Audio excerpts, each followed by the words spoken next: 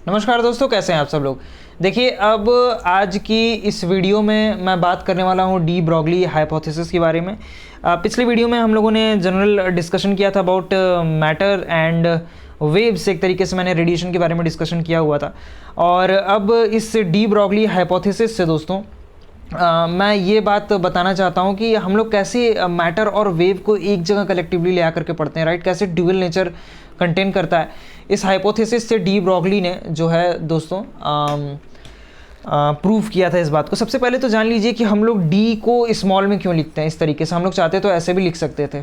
आपने कभी सोचा है हम लोगों ने ऐसे क्यों लिखना स्टार्ट किया इसको, या क्या रीज़न है दोस्तों। डी जो है ना, ये एक तरीके से इनका नाम नहीं है, एक तरीके से इनकी उपाधि थी, ठीक है। और इसके बारे में मैं डिटेल में नहीं पढ़ाऊंगा क्योंकि हम लोग इतिहास वगैरह नहीं पढ़ रहे हैं किसी के बारे में। और IIT एग्जाम का भी इतिहास रहा है दोस्तों कि वो कभी किसी साइंटिस्ट के इतिहास पे सवाल नहीं पूछती है, ठीक है। तो हम लोग अब बिना टाइम वेस्ट किए आगे बढ़ते हैं। डी ब्रॉगली जो इक्वेशन है वो क्या कहता है और डी ब्रॉगली इक्वेशन को पढ़ने की क्या ज़रूरत है, ठीक है। डी ब्रॉगली इक्वेशन का रिलेशन क्या है आपका मैटर और वेव से, ये भी जानना बहुत ज़रूरी है। तो रेडिएशन के पास ध्यान से सुनते जाइए दोस्तों और नोट करते जाइए। मैं ये कहना चाह रहा हूँ कि अगर रेडिएशन के पास टू नेचर हैं, if radiation has two natures, radiation के पास दो नेचर हैं, तो आपका मैटर के पास भी दो नेचर होंगे, टू नेचर्स होंगे, राइट। मैं ये बात कहना चाहता हूँ, ठीक है। तो मैटर के पास भी वेवलेंथ हो सकता है, ठीक है। मैं पिछले वीडियो में मैंने थोड़ा सा हिंट दिया था। सपोज करिए कोई बॉल को मैं फेंकता हूँ, ये एक बॉल है, अगर मैं इसको फेंकता हूँ ऐसे, तो वो अपने आसपास जो है ना दोस्तों एक रेडिएशन, एक वेव डेवलप करेगी। आप एक छोटा सा एग्जांपल और समझिए। एक इलेक्ट्रॉन होता है, वो जब स्पिन कर रहा होता है ना दोस्तों, जब अपने ऑर्बिट में घूम रहा होता है वो ना वाइब्रेट भी कर रहा होता है, राइट। ऐसे जब वो इलेक्ट्रॉन है, सपोज करिए इस एक्सिस पे है, if electron is revolving somewhat like this, so it is possessing a property of wavelength also, right. इसका मतलब कहीं ना कहीं वो रेडिएशन की भी प्रॉपर्टी रख रहा है। तो जब ये शेक करता है ना, जब ये अपनी ऑर्बिट में मूव कर रहा है और जब वो एक जगह वाइब्रेट करता है, तो you clearly know this thing that vibrating objects produces wavelength. तो जो इलेक्ट्रॉन है ये वेवलेंथ प्रोड्यूस करता है, राइट, इस तरीके से। तो ये मास रखा है और रेडिएशन यानी कि वेव प्रोड्यूस कर रहा है। तो इसी बात को डी ब्रॉगली ने सिर्फ ब्रॉगली, डी तो मान लीजिए उनका वो है, ब्रॉगली ने क्या किया कि इसको जो है एक इक्वेशन के थ्रू समराइज कर दिया इसको, ठीक है। और एकदम सटीक इक्वेशन दिया था और बहुत ही रेलेवेंट है प्रेजेंट सिनेरियो से भी, ठीक है। तो ये एक बात कहते हैं कि नेचर जो है ना सिमेट्री को लव करती है, नेचर लव्स सिमेट्री। आपको ये किसी भी बुक में पढ़िएगा आपको ये मिल जाएगा, ठीक है। नेचर लव्स सिमेट्री, यानी कि अगर रेडिएशन मैटर की प्रॉपर्टी रख रहा है, ठीक है, अगर रेडिएशन मैटर की प्रॉपर्टी रख रहा है तो मैटर भी रेडिएशन की प्रॉपर्टी रखेगा, ठीक है। और आप इस इक्वेशन को जानते भी हो, ठीक है, क्या होता है। तो पहले कुछ बात सुन लीजिए। तो वो मैटर है क्या जिसकी हम लोग बात कर रहे हैं, क्या वो साउंड वेव है?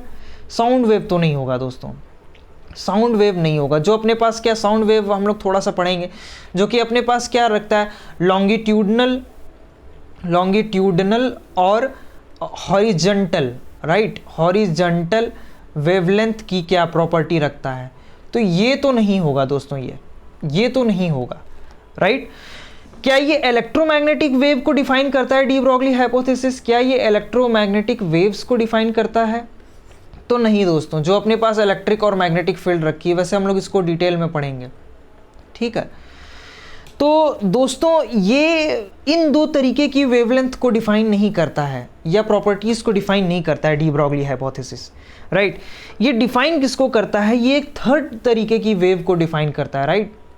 थर्ड तरीके की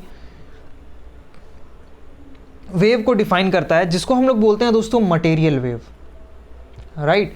जिसको हम लोग क्या बोलते हैं? तो मटेरियल वेव बोलते हैं। तो दोस्तों सबसे पहले डी ब्रॉगली हाइपोथेसिस में आप ये जानिए कि नेचर सिमेट्री को अगर लव कर रही है तो इसका मतलब रेडिएशन मैटर की प्रॉपर्टी रखेगा, मैटर रेडिएशन की प्रॉपर्टी रखेगा। सबसे बेस्ट एग्जांपल, इलेक्ट्रॉन जब रिवॉल्व कर रहा होता है अपने एक्सिस के अलॉन्ग, तो वो दोस्तों सिर्फ रिवॉल्व नहीं कर रहा होता है, अपने जो एक्सिस है उसके अलॉन्ग जो है वाइब्रेट भी कर रहा होता है। और वाइब्रेट जब वो कर रहा होता है तो वो वेवलेंथ भी प्रोड्यूस करता है। इसका मतलब इलेक्ट्रॉन के पास मास था, यानी कि वो मैटर है और वो रेडिएशन भी प्रोड्यूस कर रहा है। तो अब इसको कहीं ना कहीं देखिए दोस्तों, अगर आप फिजिक्स पढ़ रहे हैं तो न्यूमेरिकली आपको वो चीज़ ला करके पेपर पे रखनी होगी। अगर आप पेपर पे नहीं रखते हो तो आप सिर्फ थ्योरी पे नहीं चल सकते हो, राइट। आपको ये बात प्रूव करनी पड़ेगी। अब ठीक है, हम लोग बहुत डिटेल में नहीं पढ़ रहे हैं, वरना इस पर बहस भी छिड़ जाएगी। क्यों भाई, थ्योरेटिकल फिजिसिस्ट भी तो होते हैं जो सिर्फ थ्योरी के बेसिस पे प्रूव कर रहे होते हैं। तो दोस्तों वो सारी बातें अलग हैं। लेकिन ये डी ब्रॉगली हाइपोथेसिस ने क्या किया था, डी ब्रॉगली ने एक इक्वेशन के थ्रू ये प्रूव कर दिया कि कैसे वेवलेंथ और मैटर एक दूसरे से क्या हैं, जुड़ी हुई हैं, राइट। तो क्या वो साउंड वेव थी? नहीं। क्या वो इलेक्ट्रोमैग्नेटिक वेव के बारे में बात कर रहे थे? नहीं। उन्होंने एक थर्ड तरीके की वेव की बात की जिसको क्या बोलते हैं, मटेरियल वेव। एक फोर्थ तरीके की भी वेव होती है जिसको हम लोग नहीं डिस्कस करेंगे। फोर्थ तरीके की वेव भी प्रोड्यूस होती है। हम लोग फिजिसिस्ट बनने नहीं आए दोस्तों, हम लोग उतना ही समझने आए जितने की ज़रूरत है, राइट। तो वो जो फोर्थ तरीके की वेव होती है उसको हम लोग बोलते हैं दोस्तों gravitational wave, right. Gravitational wave, इसकी बात नहीं हो रही है, बात यहाँ पे हो रही है थर्ड वेव की, जो कि क्या था, मटेरियल वेव था, राइट। तो हम लोग इतना सा पढ़ लिए। अब हम लोग जानते हैं एक्चुअली में इक्वेशन था क्या, राइट। तो जैसे सपोज करिए कि हम लोग जो इक्वेशन है, आप लोग बचपन में पढ़े होंगे इसको, क्लास 11th की केमिस्ट्री में और 12th की भी फिजिक्स में आप पढ़े होंगे। तो इक्वेशन ये था कि लैम्डा बराबर h/mv, वेर h क्या है, तो ये आपका है Planck's constant, Planck's constant, right. Numerical वगैरह सब कराऊंगा दोस्तों, परेशान होने की जरूरत नहीं है। मास इंटू वेलोसिटी मैंने अभी बताया, ये कहीं ना कहीं किसकी बात हो रही है दोस्तों, मास और वेलोसिटी एक दूसरे से मल्टीप्लाइड है, यानी लैम्डा बराबर h/p की बात हो रही है, मोमेंटम की बात हो रही है, mass multiplied by velocity, right. तो अब ये इक्वेशन क्या कहना चाहता है, अब ध्यान से देखिएगा। लैम्डा यानी कि इन्वर्सली प्रोपोर्शनल है वेलोसिटी के, राइट।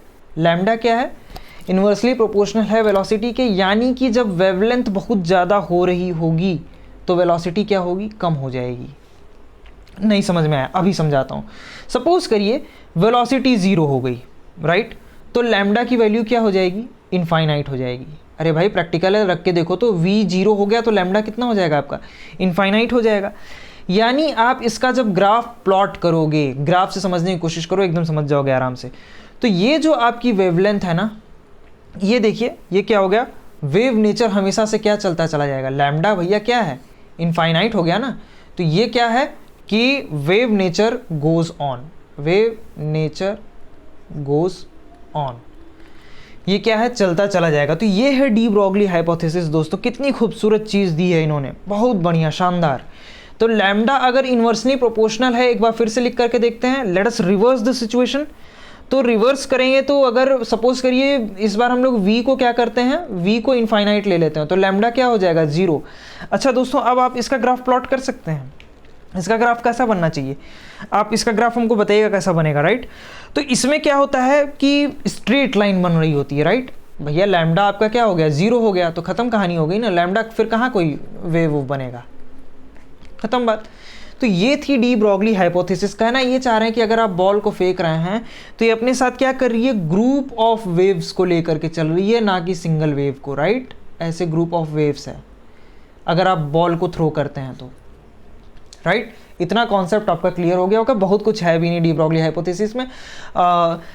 इससे एक क्वेश्चन आया था दोस्तों, जो कि बच्चे क्या करते हैं कि अक्सर छोड़ देते हैं क्योंकि लैक ऑफ नॉलेज या फिर lack of practice. De Broglie equation जो होता है दोस्तों, यहाँ पे मैंने थोड़ा गलत लिख दिया है, it is represented as like this, D, right. तो de Broglie equation in relation with temperature. क्या डी ब्रॉगली का रिलेशन कुछ हो सकता है दोस्तों टेम्परेचर के रिस्पेक्ट में? तो हम लोग इसको थोड़ा सा डिराइव करेंगे, ठीक है। थोड़ा सा डेरिवेशन है दोस्तों, डरने की जरूरत नहीं है। ऐसा नहीं है कि क्लास 12 वापस आ गया भैया पूरा डेरिवेशन चलेगा, क्या है, बहुत जगह डेरिवेशन है, लेकिन बहुत जगह फॉर्मूले का भी काम है, ठीक है। तो डिराइव करके मैं ये बताना चाहता हूँ कि आता कैसे, एक्चुअल फार्मूला क्या है, ये ज़िंदगी भर बैठ जाएगा अगर आप बढ़िया से पढ़ लिए इसको तो, ठीक है। देखिए होता क्या है, काइनेटिक एनर्जी होगी मॉलिक्यूल की, काइनेटिक एनर्जी होती है ना ऑफ अ मॉलिक्यूल। तो काइनेटिक एनर्जी ऑफ मॉलिक्यूल जब आप लेते हैं, किसी मॉलिक्यूल की लेते हैं गैसियस फॉर्म में जब मैं बात कर रहा हूँ, राइट, तो वो कितनी होती है, तो 3/2 kT होती है। ये आपको अगर याद नहीं आ रहा हो तो अब याद दिला देता हूँ मैं। इसको हम लोग क्या बोलते हैं, तो बोल्ट्जमैन कांस्टेंट बोलते हैं, राइट। क्या बोलते हैं, Boltzmann constant, right, Boltzmann constant बोलते हैं इसको। और T क्या है दोस्तों, तो ये है आपका एब्सोल्यूट टेम्परेचर, राइट। क्या है, एब्सोल्यूट टेम्परेचर। ये है दोस्तों काइनेटिक एनर्जी ऑफ मॉलिक्यूल को हम लोग इस तरीके से रिप्रेजेंट करते हैं, राइट। तो काइनेटिक एनर्जी ऑफ मॉलिक्यूल आपका कितना हो जाएगा, half mv²। It is related with 3/2 kT, ठीक है। तो अब हम लोग क्या करते हैं ना कि ये देखिए जो कट जा रहा है उसको तो काट देते हैं, तो ये कितना हो गया, mv² बराबर 3 kT। अब क्या करिए ना, दोनों साइड मास से मल्टीप्लाई कर दीजिए, multiplying both sides by m। तो ये कितना हो जाएगा दोस्तों, m² v² हो जाएगा और 3m kT हो जाएगा। तो मास इनटू वेलोसिटी जो है आपकी वो कितनी आ जाएगी, 3m kT। हम लोगों ने स्क्वायर हटाया तो ऑफ कोर्स यहाँ पे रूट होगा। तो लैम्डा बराबर कितना हो जाएगा आपका, माफ कीजिएगा, v बराबर कितना हो जाएगा आपका, ये देखिए ध्यान से, हम लोग इसको रिप्रेजेंट कर देंगे h/3m kT, राइट। ये देखिए, तो दोस्तों ये कैसे हुआ, mv 3m kT, भाई कैसे आ गया ये इक्वेशन। आप देखिए लैम्डा बराबर क्या था आपका, लैम्डा बराबर, आप पिछले वाले इक्वेशन में आइए, h/mv था, राइट। तो यहाँ पे आपको कुछ वैसा रिलेशन नजर आ रहा है, लैम्डा बराबर h/3m kT, क्योंकि mv की जगह हम लोगों ने क्या रख दिया, mv की जगह हम लोगों ने क्या रख दिया, √3m kT। तो लैम्डा की वैल्यू कितनी आ गई दोस्तों, h/√3m kT। अगर नहीं समझ में आया तो मैं फिर से समझाता हूँ। देखिए पिछले इक्वेशन में हम लोगों ने डिराइव किया था लैम्डा बराबर h/mv, तो फिर हम लोगों ने क्या किया, काइनेटिक एनर्जी हम लोगों ने इतनी निकाली 3/2 kT, हाफ mv² को 3 kT के बराबर रख दिया, mv² दोनों साइड को मल्टीप्लाई किया, √ में mv का वैल्यू आ गया। तो लैम्डा बराबर h/mv होता है ना, तो mv की जगह में हम लोगों ने क्या किया, √ में 3m kT का मान रख दिया। अब इसकी ज़रूरत क्या पड़ती है, तो इसके बेसिस पे दोस्तों न्यूमेरिकल्स आया हुआ है, जो कि मैं आपको नेक्स्ट वीडियो में कराऊंगा, क्योंकि वैसी वीडियो लंबी हो जा रही है, ठीक है। तो दोस्तों ये था थोड़ा सा डी ब्रॉगली के ऊपर इक्वेशन, ठीक है। तो दोस्तों अगर वीडियो अच्छी लगी हो तो दोस्तों आप लोग लाइक नहीं करते हो, चैनल को सब्सक्राइब नहीं करते हो, तो इतना तो कर दो दोस्तों, क्योंकि मैं मेहनत बहुत कर रहा हूँ आप लोगों के लिए, ठीक है। और एकदम डेडिकेटेड वीडियोस बना रहा हूँ, ऐसा नहीं है कि वीडियो भैया अब आएगी तो एकदम कभी ये डाल दिए कभी वो डाल दिए, नहीं, डेडिकेटेड IIT एग्जाम के लिए वीडियोस बना रहा हूँ, क्योंकि कुछ बच्चे और रिक्वेस्ट कर रहे होते हैं कि सर मुझे इसमें प्रॉब्लम हो रही है, भैया मुझे इसमें प्रॉब्लम हो रही है, तो इसलिए मैं कुछ एक्स्ट्रा वीडियोज़ भी डाल देता हूँ, क्योंकि अगर वो नहीं डालूंगा दोस्तों तो फिर बहुत सारे बच्चों को प्रॉब्लम होगी, बहुत बच्चों को प्रॉब्लम होगी, ठीक है। तो वीडियो अगर अच्छी लगी हो तो दोस्तों वीडियो को लाइक कर दीजिए, चैनल को सब्सक्राइब कर दीजिए, और वीडियो के एंड तक बने रहने के लिए आप सभी लोगों का बहुत बहुत धन्यवाद।